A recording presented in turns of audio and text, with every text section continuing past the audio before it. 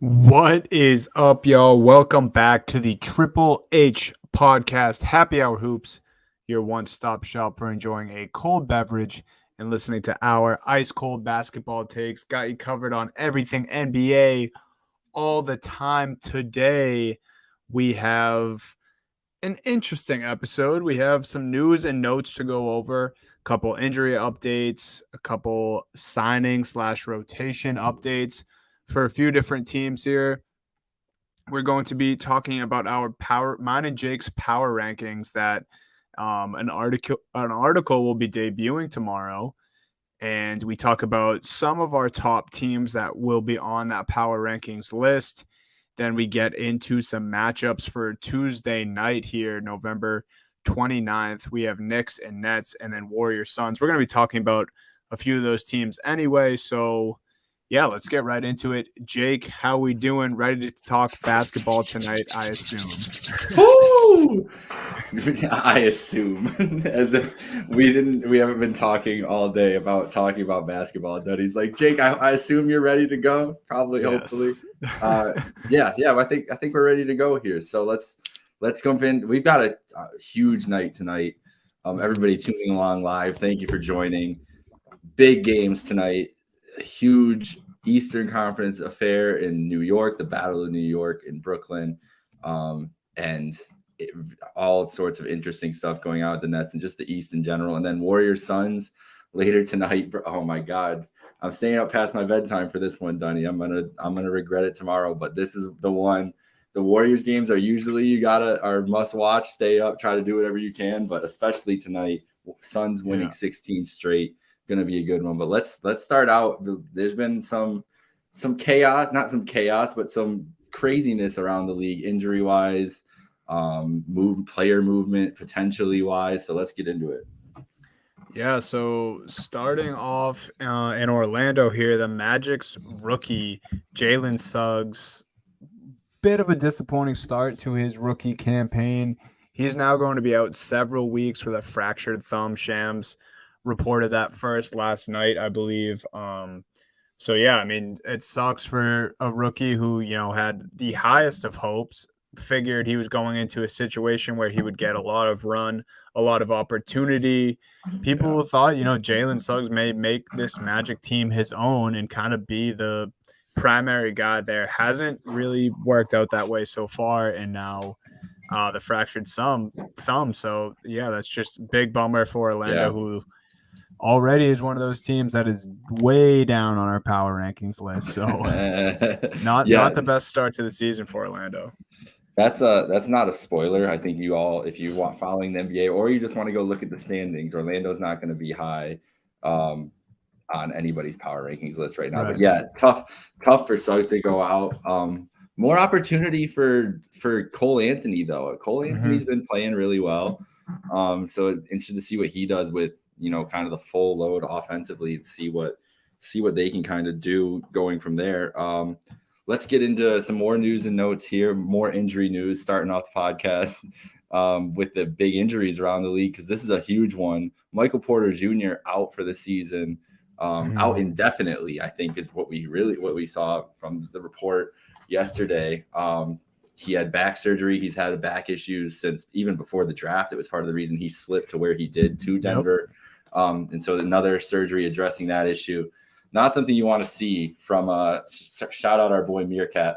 I'm sure this was not great news for him seeing it today, and all Nuggets fans. No one wants to see that from a guy who has just signed a huge extension. They obviously thought he was going to be a huge part of this team's playoff run without Jamal Murray. So prayers up to Michael Porter Jr. Hopefully that's as speedy of a recovery as it possibly can, and he's back on the court next season. Yeah, real tough break for the Nuggets there, especially when they just get the Joker back in the lineup. Then they get this news almost like right at the same time. But yeah, so tough. And yeah, I was going to mention exactly what you said. This was a deal with MPJ before he was even league bound. I mean, like you said, he dropped in the draft because of this, and a back, especially for, an athlete who plays a contact sport, is really nothing to mess with. Back injuries have for sure hobbled some of the greats. I mean, dating way back to guys like Kareem Abdul-Jabbar, Larry Bird. I mean, those guys struggled with back problems their whole career. Yeah. Those guys actually were able to play lengthy careers with the back issue, so they're kind of an exception, but usually not a great injury for a basketball player. So, we wish him the best. Hopefully he comes back soon. And the Nuggets, I'm sure, are thinking the same thing, because what you just mentioned, they did invest a lot of money into MPJ to be the third star on this team. And I don't have it here in the notes, but it's something we will touch on when we get to the Nets. Joe Harris also out several weeks as well for the Nets. But like I said, we'll get to that. And then this is a rotational thing, not an injury, but might as well be. It sounds like Kemba Walker is finding him on the outside of the Knicks rotation. Coach Tom Thibodeau of the Knicks said that Alex Burks will take his minutes there. Kemba has not been playing well, to put it lightly, and Tibbs isn't messing around. He's not a coach who does. He doesn't beat around the bush. He doesn't favor guys because they're a good teammate. Because Kemba's obviously beloved usually wherever he goes. But, I mean, if you're not playing right on a Coach Tibbs team, you're going to see yourself out of the rotation. And that's what we have here with Kemba Walker. Kind of shocking.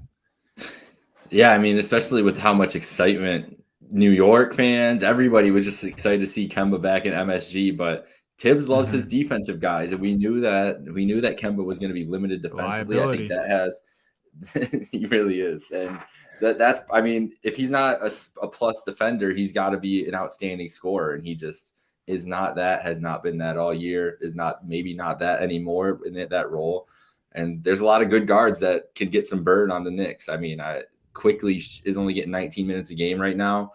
You should see that number skyrocket along with Burks' numbers filling in behind there. But I think Quickly is going to be the biggest beneficiary of this by the year's end. He's the best full guard they have. What about the potential of John Wall to New York? I saw that the Rockets are looking to get him back involved on the court and everything. And saw some rumblings today of a Kemba John Wall swap of some sorts. I don't know how the salaries work out. John Wall's obviously making a ton more money. I think that the Knicks have some cap space, but I don't know if they want to take that on right now or not. So just quick thoughts on how you think that fit would be. I mean, just looking from the outside in, contract and all that stuff aside, which is hard to put aside, but I mean, I think if you ask me, that's almost like a perfect fit for New York and for John Wall. I mean, Wall has kind of expressed that I think he wants to play, just obviously not an ideal situation in Houston. Really hard to tell what's going on there, other than just everything we hear from the team. Of course, I'm sure there's other things that we don't know what's going on, but John Wall, look, not what he used to be, obviously. I don't think anyone thinks that. But, I mean, this is a dude who's been a tough player since he entered the league. Since this guy was dugging before games in the old school looking Wizards uniforms. And, yeah, I mean, he's just been a tough player his entire career. I'm sure he would thrive under a coach like Tibbs. He kind of has that New York basketball attitude to him already. And he can be a much better defender than Kemba Walker is giving them now. I mean, size is one thing, but he's also, a defender or a player who's been a good defender throughout his career. He gets out in passing lanes. He can get steals. Yeah. And I still think he has something left in the tank offensively, and he's a pretty good playmaker. So they don't really need the scoring burst that Kemba could give them, but he gives up the defense, like we mentioned. So they really don't want a player like that. I could see John Wall in New York. It just makes sense. I could see him in a Knicks jersey. I think that would feel right. It does feel right. I'm interested to see if something like that can develop, because I think he'd have a huge impact, I think, on it, especially defensively. He still can play some of the best on-ball defense in the league, I think, from the point guard position with his speed and athleticism and size at the position. So it'd be fun. Last news and notes thing we have here, Boogie Cousins. He's back. He's in Milwaukee. Yes. Boogie's just an official ring chaser now, isn't he? He's been on the Lakers, he's been on the Clippers, he's been on the Warriors, and now he's on the Bucks. I mean, talk about the last 3 years of title favorites, those are probably the top 4 have had the highest odds the whole time around. It's going to the Do you Nets think soon. Nets are next? Nets are next. Yeah. I think that's up next. Is this anything? Do you think he's going to get a bunch of playing time? Do you think it's just a good faith move by Milwaukee, try to get a vet on the roster and keep it rolling? I feel like it's more beneficial to Boogie than it is for Milwaukee.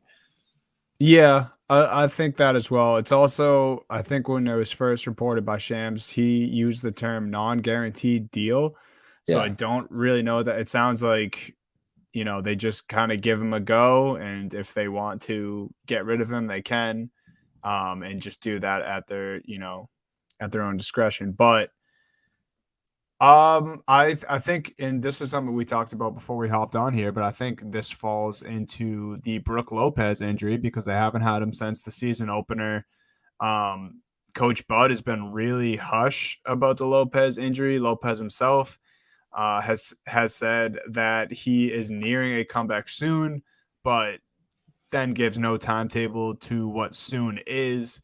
So yeah, I mean, this might be a precautionary move. Maybe Lopez is out longer than people think, and they need a big to fill in on this roster. And Boogie hasn't been great when we've seen him recently, but he also yeah, hasn't been bad. And it's clear that, I mean, this is a guy who it doesn't really matter if he loses a step or loses some of his athleticism. I mean, we saw from when Boogie came into the league that he is one of the more talented bigs that you will see on the yeah, hardwood. I mean, he's a legit 7-footer. He can shoot from the outside. I mean, he has good fundamentals. He can block shots. And, talk about a guy like John Wall with toughness. Boogie Cousins has brought that since his rookie year as well. So, probably not going to be much as far as moving the needle for the Milwaukee Bucks, but he could be a usable piece, especially if we see Lopez out for a long time here. yeah. I agree. I think that hopefully Brook Lopez comes back, is healthy and is effective. But that'll be, if he isn't, we'll maximize the role. And we'll see what Boogie's got left. I'm sure he's still got a little something left in the tank to give us all. So without further ado, let's get into it. We've got two huge games tonight. The Knicks travel the long trek over to Brooklyn, New York, and play Subway the ride. Nets in Barclays. Yeah, long subway ride. It's probably quicker on the subway than it is like taking the team bus or whatever. Like I want to Probably. know I want to know the logistics of Knicks players going to Nets away games. Like, are they just driving themselves? Probably they're just like, you know what, guys, we don't need to get together. Just meet us at, like, who knows. Everyone brings their own car. Yeah, exactly. I'm sure there's got to be spot. Yeah, I don't know. Maybe there isn't. That would probably be miserable, honestly, if you had to drive. But Yeah. all aside, to an away arena, yeah, no. So our power ranking and the other game tonight, the Warriors and the Suns, biggest game of the year so far. The two top teams in the West, two teams with the best record by far in the NBA. Warriors sitting at 18-2, sitting pretty there, top the league, and right one game behind them are the Suns, who are riding a 16-game winning streak. They started the season 1-3 and have not lost since. So we figured this is perfect timing. We were already working on our initial power rankings, December power rankings coming out tomorrow, and our top 3 teams are the Warriors, Suns, and Nets. Obviously, they've been the 3 best teams in the league. The Nets have been up there. That was no surprise that they'd be up there, but the Warriors, especially at the top of the league. I mean, I think we thought they were going to be good, but to look like this right now, no one thought. So those are the teams, and we figured this would be a good spot. I mean, it's a perfect night, perfect storm. Talk about the top of the league and see where we're at with these teams. So these teams are at the top of our rankings, and we'll get into them in a minute. But Dunny, behind them, we're not going to give away who's right behind them. We've got to leave some ambiguity here with our power rankings. But knowing that these, I think me and you were, for full disclosure on how we did these, it's you and I put it together, and it's the average of it. But our top 3 was the same right across the board. We had full faith that these 3 teams are the top teams in the league. So knowing that, before we get into these teams specifically and the big matchups tonight, what are some of the teams that you trust the most right behind them? So if you could pick these 3 teams or the field, and whatever else, who would be the teams that you were kind of hoping pulled it out for you from the field? Ooh. I mean, hoping and who I think has a chance could be different because I'm hoping it would be my Boston Celtics as one of those teams. Fair, But fair. I mean, as far as like what we've seen so far, and I mean, I think there's some recency bias, but also like teams that just have a good roster right now, and then have some proven history semi recently, some new look teams. But I think off rip, and especially in the Eastern Conference, you have teams like Miami and Chicago, who a lot of new faces on those Yeah. rosters, but have really made a splash this in this young season, and both have been a little banged up and still kind of being able to get it done is impressive. Especially, I don't think we see new faces, especially like stars, come into new teams work out as well as the Miami Heat and Chicago Bulls have so far. Chicago a little different than Miami because Lowry really the only big new face going to Miami, but in Chicago, I mean, you had DeRozan, Vooch at the end of last year, and then obviously Lonzo Ball as well, and those two teams have really impressed me so far. Both the bench is what scares me. But, we're at a point in the season where it hasn't really mattered too much. Obviously, that's something that matters a lot more in playoffs when you have your rotation down and you can pick out the guys from your bench who will be able to help in big moments. Very true. And then, you know, Utah, we know how we feel about Utah. We kind of have to wait to the playoffs to get a real grasp because I feel like they we're not do. giving Utah anything, nothing. And then you got to go with the former champs, not in our top 3 here, but the Milwaukee Bucks. You got to give some respect to them as well. So I want you to only pick one of those teams. Then who would you pick out of those 4? Because I think that's like. I think the team, honestly, Chicago is probably the team that people are still like iffy on because no one expected them to be as good as they were early on. There was a lot of hype around Miami, and I didn't buy into the Miami hype, but I was dead wrong about it. They're an incredible team. I'd be terrified if I was any of these teams playing in Miami in a 7-game series. And then Utah, I don't want to talk about Utah. So we know that they're good. Let's see like you said, let's see what's happening. But which one of these teams, or is it another team that you didn't mention that you think would have the best chance? I think it's Milwaukee. I think it just has to be the Bucks for me. Not the greatest start so far, but I mean, literally defending champs, right? Giannis. Yeah. They have, majority of the returning crew. They start. I mean, I feel like so many of these teams we're going to talk about tonight, and so many teams in general have just been banged up to start this season. They've been excellent when they have Drew Holiday, Giannis, and Middleton all playing at the same time, all in the same lineup. So, I mean, they have that big 3, and they're pretty much unstoppable when those 3 guys are playing and playing at a high level. And then, I mean, we just talked about it. They don't even have their starting center, who was a big part of that championship run last year. Hasn't played since the home opener. Maybe they get some good run from Boogie Cousins, probably not. But, I mean, when Brook comes back, hopefully soon, then they have their full rotation back. They added some shooting. I think it's got to be Milwaukee for me. You can't really go against Giannis. Yeah, that's what I mean. It's hard to, and they haven't been healthy, like you said, right? Like, so we don't even like this team Middleton missed a handful of games. This team could be totally healthy record, like a 16-4, 15-5, and we'd be talking about them instead of all these teams or any. I think they belong.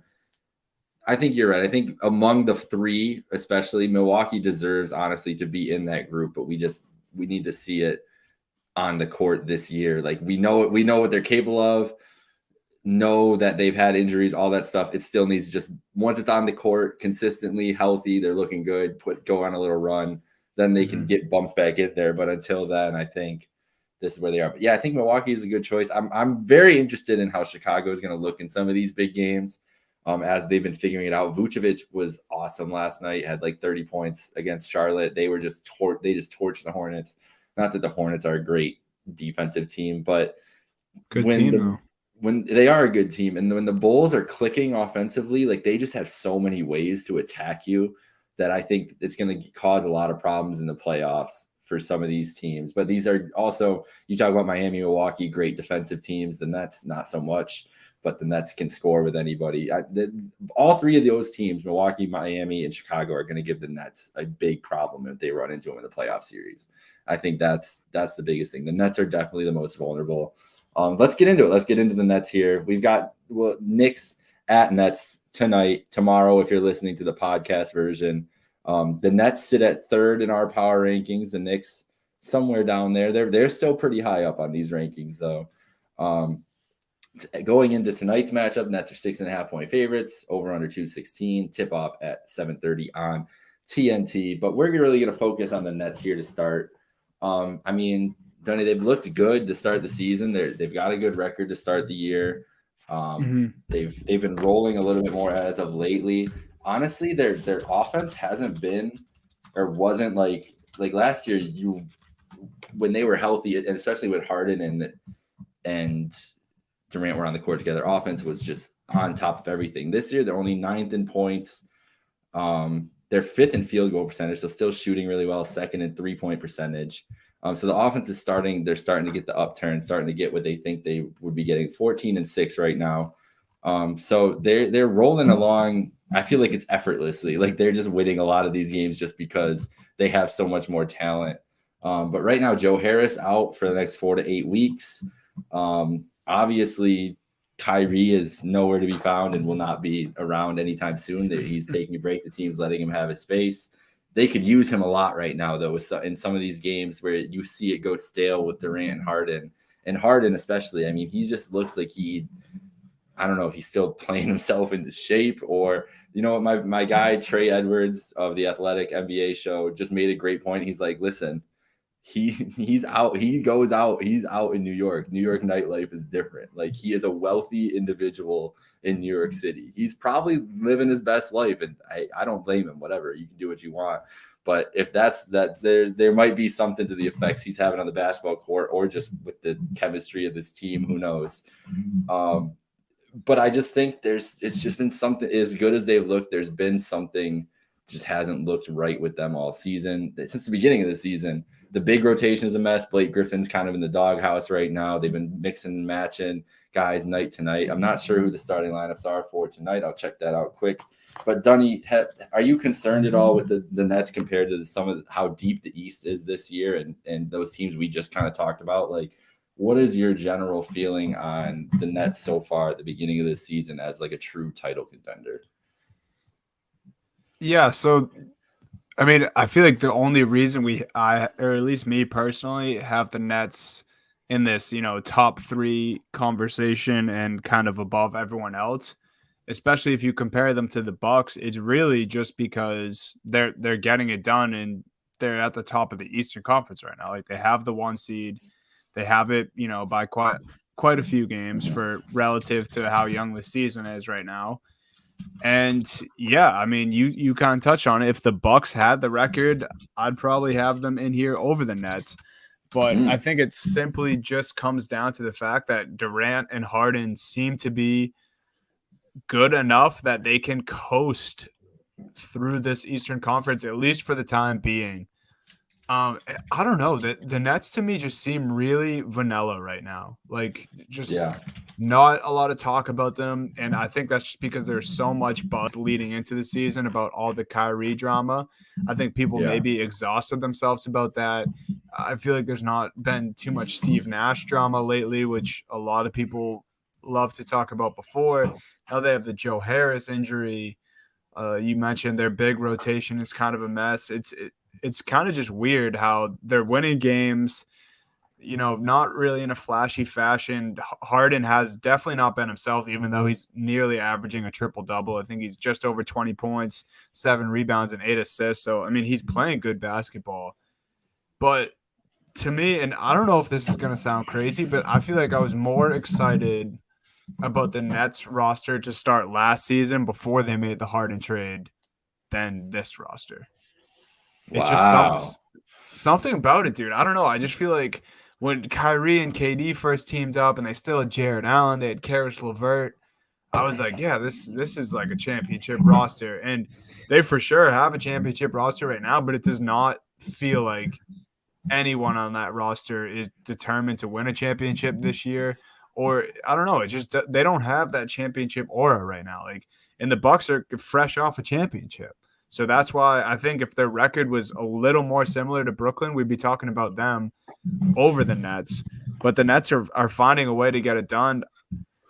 I don't know, man. They for sure are missing Kyrie, but as you mentioned, teams giving him space. They have no timetable for his return. So I don't know. Real weird vibes for me coming from the Brooklyn Nets, and that's I guess the best I can put it right now.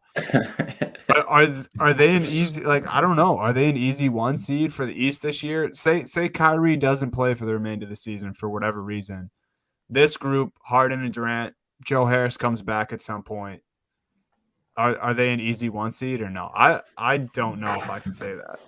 I'm sitting here still thinking about, because if Kyrie still has to be out in this scenario, right? Because if the Harden trade doesn't happen, because then you're probably signing Spencer Dinwiddie to a nice little extension too. So Dinwiddie, a healthy LeVert, and I mean the way Jared Allen's been playing alongside Durant and Joe Harris, that's probably the best starting lineup in the league outside of Golden State and Phoenix, maybe like that. I mean, the two teams that we're about to talk about in a second. And I think right now it's probably still the same way, but I do like what you're saying with there's a lot more balance with that lineup. I think the biggest thing is Harden's been so disappointing. I mean, the stats are kind of there coming back to normal, but he doesn't have the impact on the game. He definitely has lost a step, if that's either him being out of shape or just the fact that he's an older guard at this point, but he doesn't have that same burst to the rim. Maybe it's still the foul calls that are affecting him, and he's not being as aggressive as he used to be, and just he's got to figure out his way. But he just doesn't look comfortable. I mean, they're still both averaging over 20 points a game. Durant looks incredible. Durant's probably, I don't know, second or third in MVP behind Curry, who's probably the head and shoulders favorite at the moment. And but Durant's been playing incredible. I think I saw a stat from Bleacher Report or a graphic the other day that coming into this game or going into last night's or Sunday night's game, whenever they were both at 19 games, or maybe Durant is only played 19 games so far, but through 19 games, Durant and Curry both have the exact same average and same amount of points. Like obviously the same amount of points, they have the same average. They have the exact same point total. We've been talking about how great Curry's been this year, and you hear it about Durant, but I feel like with Durant, the thing that happens with Durant is he's so damn good that people just stop paying attention for a while. It happened in OKC all the time. It obviously happened a little bit last year too. Yeah. It's just effortless. And so this team is not going to get the benefit of the doubt ever, being the way that they've been covered this year and just covered the last 2 years and everything that's happened with Harden and Kyrie and everything, which is, again, that's nothing against Durant or anything else. It's just the situation that they're in. I still think the Bucks are the favorite. Your original question, is this the for sure 1 seed? I think the Bucks are still the favorite. And honestly, I'm taking a full 180 on Miami because I really think Miami is going to give a healthy Miami. Like Jimmy Butler needs to be healthy. Bam needs to be healthy. Lowry needs to be healthy. And honestly, Hero and Robinson need to be healthy. Like they can't be missing anybody. But if fully healthy Heat squad matches up against the fully healthy Nets squad, I think the Nets are going to have a tough time the entire game. So I just don't. I don't know. The East is loaded, man. And let's get into this other team because the Knicks are right there. They're in the mix. They're seventh in the East, I think, going into tonight. But just a gaggle of teams right there. I mean, you've got them surrounded with your Celtics there are right around there. They've got the Sixers at 10-10 and who've been missing Embiid to COVID and all sorts of chaos there. Obviously, Charlotte's at 13-10, the Wizards 13-8. So they're in this kind of, I guess it's like the 11 seed through the 5 seed or 6 seed, where everybody's within like a game of each other right now. And the Knicks are in that. I want to give you the biggest stat that I found today doing this research, though, and it's pretty simple. Julius Randle, year one with the Knicks, 2019, 19 points per game. Last year, Knicks 4 seed, best season they've had in a while. Randall 24.5 points per game. He was a superstar, obviously MVP candidate, All NBA, all that stuff. This year, 19.2 points per game. I think that's the biggest thing is Randall is just not playing. Like, this is what we talked about last year. Like, can Randall do it again for another year? It's not a contract year, and the teams are going to know how his scoring and everything. Is he going to be able to have that impact? So far this year, he hasn't. So what else is there that the Knicks can do, like, with this roster right now? Or is it really just Randall needs to get back to his form? Yeah, it needs to be one of Randall, RJ Barrett, which we've yet to see in his career. Obviously, Randall has done it.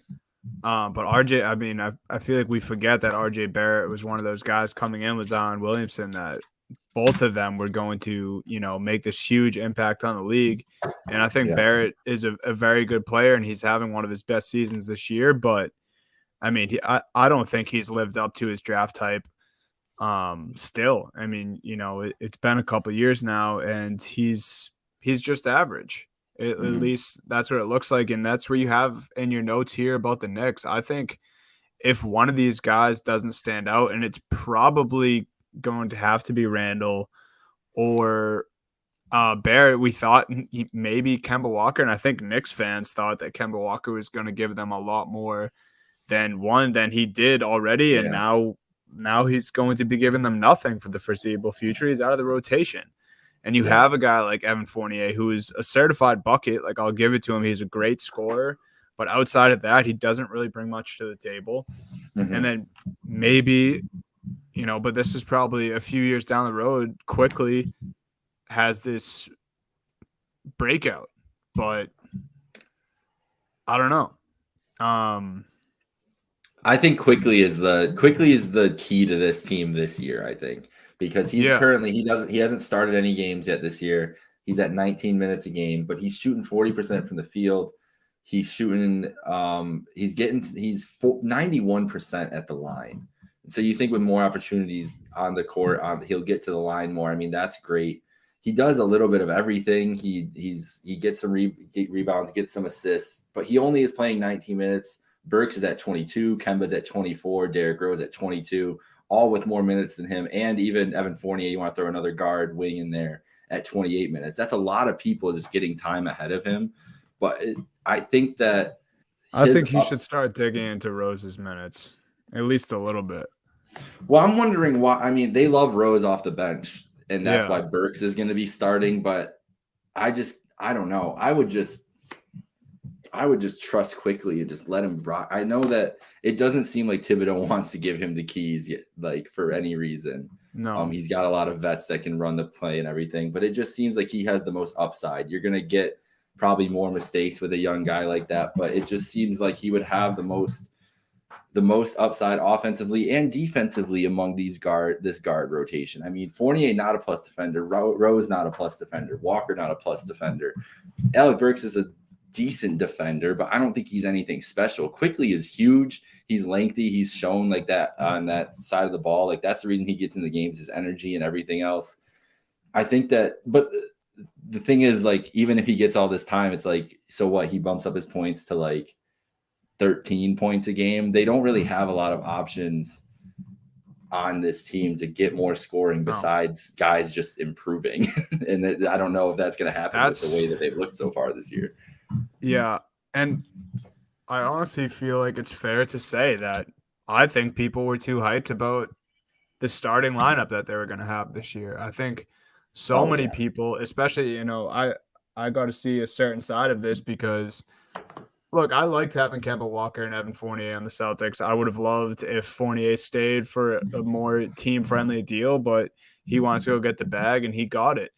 But I think Knicks fans and even just, basketball media and basketball fans in general were really hyped up about the starting lineup, partially due to the year that Randall had last year. But as you mentioned, he's significantly underperforming from last season. And then no one else has stepped up. The guy who was supposed to be their star starting point guard is now out of the rotation. And what are you left with? A mediocre team in the East right now. And I'm not saying that they're going to be this all season long, but they also were kind of in the middle of the East slightly above mediocre last year, and that's because they had that emergence of Julius Randle. But if that's not happening, I mean, yeah, they could be a tough series for teams in the playoffs. They for sure could still easily be a playoff team, but I don't think they're scratching the surface at the top of the East anytime soon. No, I don't think so either. Especially the East is deep. I would say the East is good, not great. There's no elite team in the East. The Nets have the potential to be an elite team. The Bucks, I think, are the closest thing to it, and they've been a dominant regular season team in the past, but they just haven't shown it this year. I think the Bucks and Nets are those two, but really, like, Chicago, Miami, Washington, Charlotte, Knicks, Sixers. I'm assuming the Cavs will end up falling off, but they're in there right now. The Hawks and Celtics are all within 2 games of each other right now. Yeah. And you can even throw the Bulls in there too for 2.5. I think it's going to be those 9 teams, and one of those teams is not going to make the play-in, and that's going to be the musical chairs. But I don't see a lot of separation between those teams. And even if there is, it's not the Knicks who are going to climb up ahead. It's going to be one of the Bulls or the Heat, or even the Wizards have looked great this year. I have no reason to believe that they're not going to be able to keep this pace up with the roster. We talked about how deep the Nets used to look. That's kind of what the Wizards look like now. Like Beal is the star, and then they have the Dinwiddie. They've got the Kuzma and KCP. Like, they have just solid players all around. Harrell off the bench. Gafford's been great for them. I mean, it's a log jam, and I don't think that the Knicks have the firepower to kind of swing above their weight this year with the way the Wizards playing, the way the Heat playing, the way the Hornets are playing. Sixers are going to get better. The Cavs are getting healthy again. The Celtics are starting to figure it out. Like, it's going to be a war towards the bottom of the playoff rankings in the East, and they're all good teams, but they're not great teams. And I don't think that the Knicks really have the potential for the great team. Let's talk about 2 great teams as our last thing here on our show tonight, because the best matchup of the season so far, we get 3 of these in the next couple weeks. The Golden State Warriors traveling to Talking Stick Resort Arena, isn't that? Or is it Gila River? I think it's Talking Stick Resort. I don't remember. It's some crazy ass arena name. That is whatever it is. It sounds horrible. Sure Talking Stick Resort Arena. Yep, that's what it is now. Now it is the Footprint Center. All right. That's better. I don't know what that means, but it's also better than what they're changing. What's it called, dude? Crypto.com Arena? Crypto.com Arena. That's true. Nothing can be worse than Crypto. Yeah, it is Talking Stick Resort Arena, whatever. That's too many words. But yeah, Phoenix, Arizona, downtown, Warriors Suns tonight. Suns -3, over under 221.5 at 10 p.m. on TNT. So let's start with the Golden State Warriors. We've talked a lot about them the last week and the last couple weeks. They're 18-2 right now. They're still rolling from last week's podcast. Haven't lost. Still going. 8 straight wins. And we heard the news about Clay last week coming back around Christmas Day. Dunny, I'll just open the floor. Just talk about the Warriors and just what has impressed you most about this Warriors, I guess, renaissance this year. Yeah. Honestly, what's impressed me most is that out of nowhere, especially coming off the season they had last year, which there's new faces, and they bring a guy like Iggy back. They improve shooting, I think, a little bit, but it's really not entirely too different, like drastically different to the point where we should see something like this. It seems like the way Kerr is acting, Curry is like, being a little more outspoken and like getting into it with the refs a little bit recently on the court. Like they just completely have their swagger back. I think everything, even outside of play on the hardwood, like the way Kerr is talking, the way Draymond has, been outspoken on podcasts, it seems like they know how good they're playing this year. And that's huge for me because I'm just getting flashbacks to those teams where they were dominant, and it wasn't too long ago. I mean, people shouldn't forget, but the OG Splash Bro days, the days where everyone can't shut up about how good Draymond Green is. I mean, Steve Kerr said the other day in a presser that Draymond's the best defender in basketball. Like, I wonder if Kerr didn't think that for a few years when people thought that Oh, Draymond had fallen off, because like now he's just saying that again, and like I think that's up for debate. But I mean, he's definitely in my eyes back up there. He's playing a lot better than he was last season. Like I don't know if Draymond's more motivated now or if he did something, but everything just seems to be working for the Warriors, and a lot of the things that were not working for them last year. Steph, it literally looks like he is just fooling around out there yeah. at times. Like this guy is literally dribbling up with his head down and just picks a spot and shoots. Like that's Steph Curry's game now. It's mind-boggling. They have Clay returning around Christmas time. What a Christmas gift during the season of giving to get a guy like Clay Thompson back on your team. Very true. Just really, really crazy that they're able to do this right now. You know, undermanned and coming off the season they had last year. I'm still stunned, and we're still talking about how good the Warriors are. Yeah, I don't have a lot to add to that because we talked to them like at length, and you kind of just summed it up perfectly there. It's just been so crazy to see. And Draymond, I think you're right. Draymond's more motivated, and he is, I don't know about the best defensive player in the league, but he's the smartest defensive player in the league. Yeah. I think, and that helps so much with all the young guys and pieces that he really probably coaches the most vocal defense too. Yeah. Oh, exactly. Yeah, you ain't missing an assignment. Dre's gonna call it out, and if you don't get it, like that's on you, for sure. I think the emergence of Jordan Poole, he's averaging 18 a game right now. Like that's kind of crazy, and it might just be volume because I mean, let's see what he's doing. Field goal attempts. I mean, he's putting up as many shots as Wiggins. He's got the second most shot attempts on the team, but he's shooting 45% from the field. His 3-point percentage could be better. He's shooting 33% from three. But still 18 points, and he's only shooting 33% from three right now. And there's room for improvement there. He's been outstanding for them. And then you just look at guys like, I mean, Damian Lee on a night-to-night basis is great off the bench. Gary Payton II, GP2 is great off the bench. Our boy Bielitsa has been good off the bench. And then they're starting to put Kuminga in, starting to get Moody going a little bit and mixing those guys in and out. Iguodala. Maybe it was just I was literally just gonna say maybe it was always just Andre Iguodala. The locker room definitely has to be a lot. Like he was so important to that. Better, it's gotta just feel normal for all of those guys to be together, right? Like Clay's back around all the time and everything. They see him every day.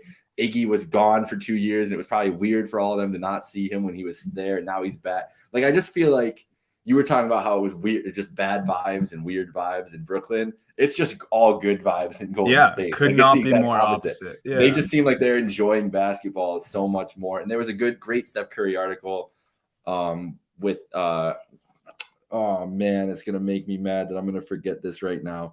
But the Yahoo Sports writer, I'm gonna look it up here quick. But there was a great Curry article and just talking about how at peace he is this year.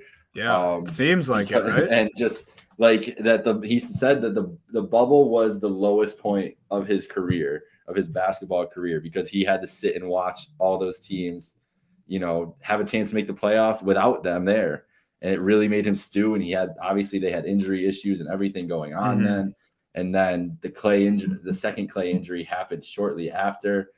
Chris Haynes, I don't know, I was thinking Howard something. I knew that wasn't right. Chris Haynes, but he had a great interview and just talking about, you know, right here. I mean, just talking about about skepticism around the Warriors, you know, making the finals this year and everything. He's like, well, why would anybody think that we could? Like Durant got hurt and left. Clay was out with his Achilles and injured. Our team looked different. Like everything was changed. We were doubting ourselves. Everybody was doubting us. Like they went through a whole period of struggle.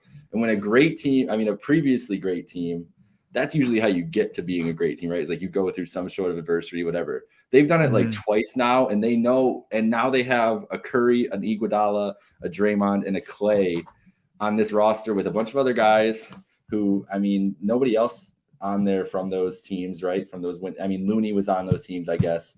But the rest of these guys don't know what it's like to be on one of those championship Warriors teams and how valuable it is that these guys have been here before now and then not even just been here before, but now had it taken away from them in like the worst way possible the last 2 years. And just knowing like what it takes day to day, like the work you put in on the practice court, the work you do to take care of your body, your mind, like getting your head right. Like Steph and Draymond are two of the biggest like mental health advocates in the league, and talking about how they take care of their headspace and everything before games and everything. Like just all that information must be so valuable to all these guys coming up. And I just think like going through that adversity again just has given them another gear to get to, but also a sense of, I don't know, just like calmness, because they know they've been here before. They know the work that they have to do, and they're excited to be able to do it again with the full complement of that this team can offer. Yeah, I feel like you just illustrated that perfectly, because I was literally just about to say that it must be so easy for younger guys or even just new faces. Maybe they're coming in from a different team. They don't even necessarily have to be new to the league. Like, it must be so easy to play with guys and, under guys like Steph Curry, Klay Thompson, Iggy especially. I mean, I feel like Iggy must just be the most calming veteran like presence in the NBA. Like, he's been on so many different teams. He's played in big moments for different teams. And had NBA different roles with championship, every team. right? Finals MVP, but also was like this immaculate, like crazy bounce, just walking highlight reel younger, like when he was younger in his career. And then even Draymond, like, who we've seen some guys not get along with him. And, KD and Draymond obviously had their famous beef when they were teammates on the Golden State Warriors. But we saw it a little bit last year with Draymond trying to coach Wiseman. I mean, he would go up to him when Wiseman made a mistake and tell him what he can do better. And, he never really got on him too harshly, but just hard enough where we saw some, in-game improvement just from Draymond talking to Wiseman last year. You talked about how much of a vocal defender he is. I mean, you just talk about guys coming in to play with them. It's just the perfect situation. And I think that's a reflection of their record this year. I mean, 18-2 is bananas. And we talk about how they could not be, more opposite from the Brooklyn Nets. Like, they're seriously polar opposites. The only thing I will say is I'll give the Nets some credit, or at least, give them a benefit of the doubt that where it is so easy to play with guys like Steph and Klay in this Warriors atmosphere, it must be really tough for some of the new faces in Brooklyn, or maybe the younger guys in Brooklyn, just with the whole Kyrie situation. I mean, no one has any idea how that affects a locker room. Also, Harden isn't really one of the more outspoken guys. I don't think he's ever been known as a great leader. I don't think he's necessarily a bad one, but I don't think people look at Harden and they're like, oh, he's this great leader, playoff performer type player. So, obviously very different situations, but I think we do need to give them the benefit of the doubt there, that obviously very unique, tough situation for the Nets. But, Warriors cannot be more opposite. Seems like they just have everything clicking right now. For sure. So as we wrap up here, let's wrap up with the Suns. We talked about them.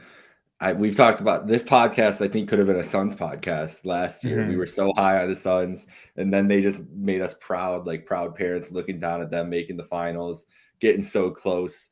And this year they're just rolling again, man. Like, they're really just rolling over what they did last year, building on it, and coming from being, a 4 seed in the West, a contender, but maybe not the favorite, to they've won 16 games in a row. They're a game behind this Golden State Warriors team that we're giving all this praise.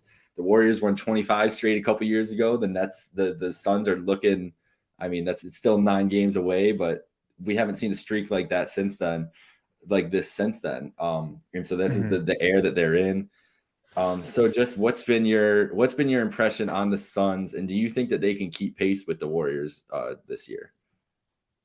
I do think they can keep pace, and much of what we just talked about, the Warriors, like all of that, and especially because they returned guys from those championship teams like Iggy. They have Klay coming back, Draymond's back doing what Draymond does. I mean, the Suns legitimately have a solidified makings of a championship roster. Like, I feel like that's something that people talk about all the time, especially in basketball. Like, oh, do they have this glue guy on their bench. Like that's one of the makings of a championship roster. An enforcer, a lockdown defender, the clear star, the clear number one and number two. Like the Suns have legitimately all of that and more. Like they have depth, they have shooting. It's crazy. Like now I'm trying to think of the team that the Suns played the other night. Oh, it was the Knicks, and the Suns handled the Knicks the other night. And Chris Paul, asked what their game plan was for Julius Randle, and he just said to the reporters that Crowder, coach asked Crowder if he thought he could handle the Randle assignment, and he took it, without any questions asked. Like they have a guy like Jay Crowder who, when he was with the Celtics, he was kind of our LeBron guy. He was one of the dudes we threw at LeBron, and we felt pretty comfortable that he could at least bother him enough that, he can sometimes take away your number one option. They have that in Crowder. They have this young, explosive big in DeAndre Ayton who, they've been even better since he's returned to the lineup. And then, we don't really need an explanation for D-Book. He's one of the most dynamic scorers in the league. CP3, one of the best leaders in the league. One of the best guys at getting his teammates involved. And then, as I mentioned, so much depth, so much good three-point shooters off the bench and in the starting lineup. I mean, they have the makings. I think they will hang around at the top of the West with Golden State all year. I agree. So who you got tonight? Oh. Ooh. I got to go Warriors, man. I just want to keep rolling with Steph and, how much fun they've been having, it seems. Like I can't fathom to see either of these teams losing the way they're playing right obviously, now. Yeah. Obviously, have to pick one. I think I'm just going to roll with Warriors. I think that's just the easier answer right now, but it's going to be so tough. I really can't wait. And it's better because I'm glad this is the matchup, that we're kind of previewing and talking about, because I think it would have been easy to talk about the Nets-Suns matchup that just happened recently, but the Suns handled the Nets pretty easily. And I think that just shows that the Warriors and Suns are even in a tier by themselves. Like we have the Nets with them right now, but they might even be flying solo, or not solo, but the two of these teams might even be a bit above the Nets as well. I honestly think you're right about that. I think that separation is going to start happening as the year goes on. The Nets, the Warriors know who they are, and they know their identity. The Suns know who they are; they know their identity. I feel like the rest of these teams, maybe Milwaukee, probably is one of the knows their identity, knows what they want to get to. The rest of those teams we talked about, though, the Chicago's, the Miamis, the Utahs. I guess Utah knows what they are and everything too, and it's probably not good enough to beat the Suns or the Warriors. But I just feel like Chicago, Miami, like those kind of teams are still trying to finding like who they are, like what their staple is and everything. They're good, but it's not to this level. I think these teams both know exactly who they are. The Suns are just rolling over what they did last year. The Warriors are getting back to everything that they're accustomed to doing with a new group.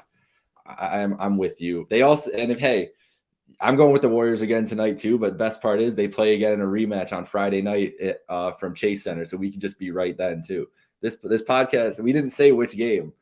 We kept it ambiguous. So I think we might have lost Dunny here. He's frozen. I was free. No, you're not. Wow, dude, you were stone face. Oh my God. I was reading.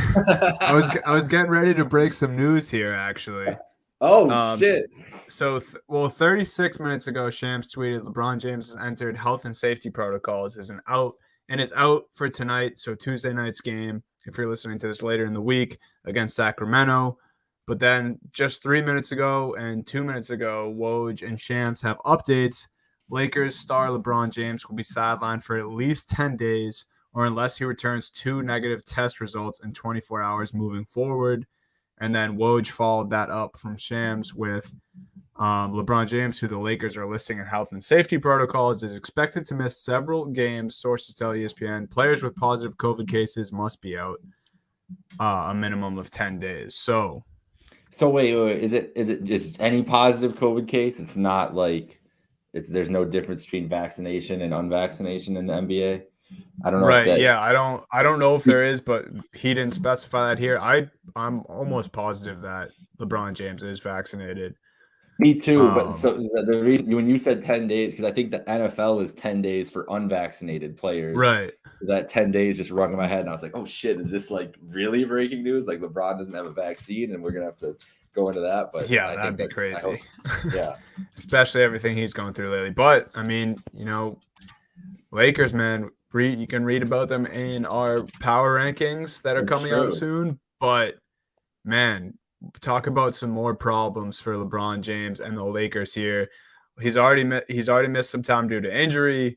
Other players have been missing some serious time on the Lakers, and now could be out a minimum of 10 days. If he doesn't return those 2 negative tests in 24 hours moving forward. So just that is why I was making that stone cold frozen face. Dude, I really thought you were frozen. I was like, oh my god, that is crazy. Like, I'm glad I that wasn't. was That's impressive. the first time that people thought I was frozen and I wasn't. So I'm that it was very impressive. I'm not gonna lie. I'm trying to see if we can get. This is mostly for me, I guess, clarity to see what it is if you get sick, but I'm not seeing anything on here. So stay tuned on that. I guess we'll find out in the coming minutes here. But interesting. LeBron James out for several days. A reeling Lakers team who just got him back too, and now he's gonna have to miss it again.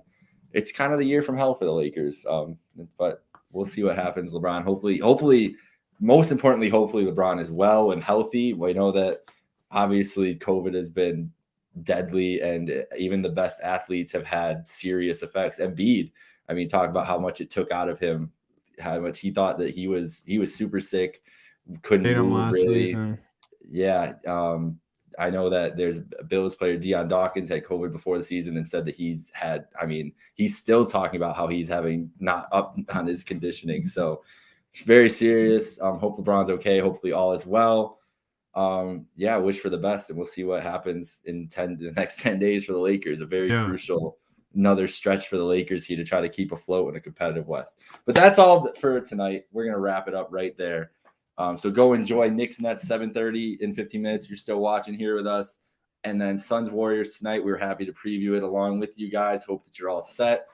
For Donovan Holden, this is Jake Micah. Follow us at Happy Hour Hoops 1. Subscribe to the Happy Hour Hoops podcast on Apple Podcasts, Spotify, and YouTube.